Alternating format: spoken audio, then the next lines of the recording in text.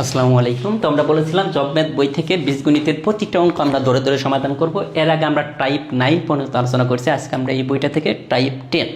আপনারা জাস্ট এই বইটা থেকে প্র্যাকটিস করবেন, তাহলেই হবে। আপনারা জানেন যে এই বইটা থেকে গত প্রাইমারি যতগুলো পরীক্ষা হয়েছে সবগুলোতেই কিন্তু 90 থেকে 100% কমন ছিল। ছোটো একটা বই, আপনি ম্যাথে এগিয়ে থাকতে চাইলে এই বইটা নিয়ে নেবেন। প্রথমে যে অঙ্কটা আছে দেখেন, যে বলছে এত এর সাথে পি এর মান কত হলে এত একটি পূর্ণবর্গ সংখ্যা হবে। মোস্ট ইম্পর্টেন্ট একটা অঙ্ক, 12তম বিসিএস আসছে। আবার দেখেন প্রাইমারিতে আছে 2014 সালে, আবার 2023 সালে আসছে। এই টাইপের অঙ্ক করতে হলে আমরা প্রথমে এইটার দিকে তাকাবো আর এইটার দিকে তাকাবো, দেখবো এটা আমরা পূর্ণবর্গ আকারে লিখতে পারি কিনা। এটা মাইনাস আছে, তার মানে আমাদের এটাকে এই ফর্মে আমাদের সাজাতে হবে। মাইনাস থাকলে a square minus 2ab plus B square, আর এইখানে যদি প্লাস চিহ্ন থাকতো তাহলে আমরা এই ফর্মে সাজাইতাম। দেখেন A square plus 2ab plus B square, এই দুইটা সূত্র জানা থাকলে এই টাইপের অঙ্কগুলো হবে। দেখেন 4x স্কোয়ার, এটাকে আমরা পূর্ণবর্গ আকারে লিখতে পারি কিনা। 2x তার ফুল স্কোয়ার, এটা লিখতে পারি না। এটা সেমভাবে শেষেরটাকে এটা দেখেন 3 স্কোয়ার লেখা যায়। দুইটাকে কিন্তু আমরা পূর্ণবর্গ আকারে লিখতে পারলাম। এটার সামনে আছে প্লাস দিয়ে দিলাম, এটার পর আছে মাইনাস। এখন আমাদের সূত্রটা কি, এইটা মনে করুন এ ধরছি আর এইটাকে আমরা বি ধরলাম। এখানে দেখেন এটা এ, এটা কি বি, তার মানে এ এবং বি পেয়ে গেছি। মাঝখানে আমাদের লাগবে 2ab, তাহলে সূত্রের 2 ইন্টু এ। দেখেন এ মানে কোনটা, এখানে 2x, আর বি মানে কি 3। অঙ্ক শেষ। কীভাবে অঙ্ক শেষ? এখন মাঝখানে 2 যদি আমরা জাস্ট ক্যালকুলেশন করি, দেখেন মাইনাস কত, 2 দুগুণে 4, 3 4 12x। এখন আপনি তাকিয়ে দেখেন, আমাদের বলছে পি এর পরিবর্তে আমরা কি বসাইছি। এই যে পি আগে কি মাইনাস ছিল, এখানে আগে মাইনাস আছে, এরপরে এক্স আসছিল, মাঝখানে দেখেন পি এর পরিবর্তে আমরা 12 লিখছি। তাহলে পি এর পরিবর্তে যদি আমরা 12 লিখি তাহলে এটা কি পূর্ণবর্গ হয়ে যাবে। এটা কি হবে পূর্ণবর্গ, কারণ এই যে এই লাইন যে কথা 2x মাইনাস 3 হোল স্কোয়ার, এই লাইন থেকে কিন্তু এটা কিন্তু আমরা লিখতে পারি, কারণ A square minus 2ab plus B square. সহজ হিসাব। এখন আসেন এটা যারা বুঝেন নাই পরেরটা আসে, এটা সহজ করে বোঝাবো।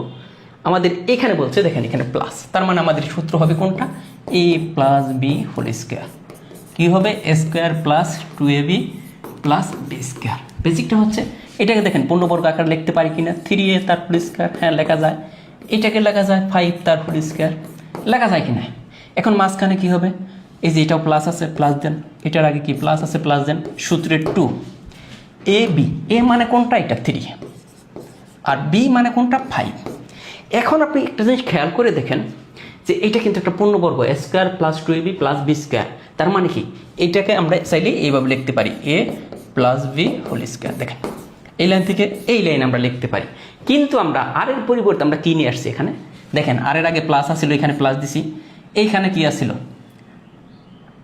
এ, একটা এও আমাদের আছে। তার মানে এখানে আমাদের কি হইতেছে দেখেন তো, আমরা যদি 3 2 6 5 6 30 এ, তার মানে এই এ আমাদের ছিল, প্লাসটাও ছিল। মাঝখানে আমরা আর এর পরিবর্তে আমরা কি বসাইছি, 30 বসাইছি। আর এর পরিবর্তে আমরা কি নিয়ে আসছি, 30 নিয়ে আসছি।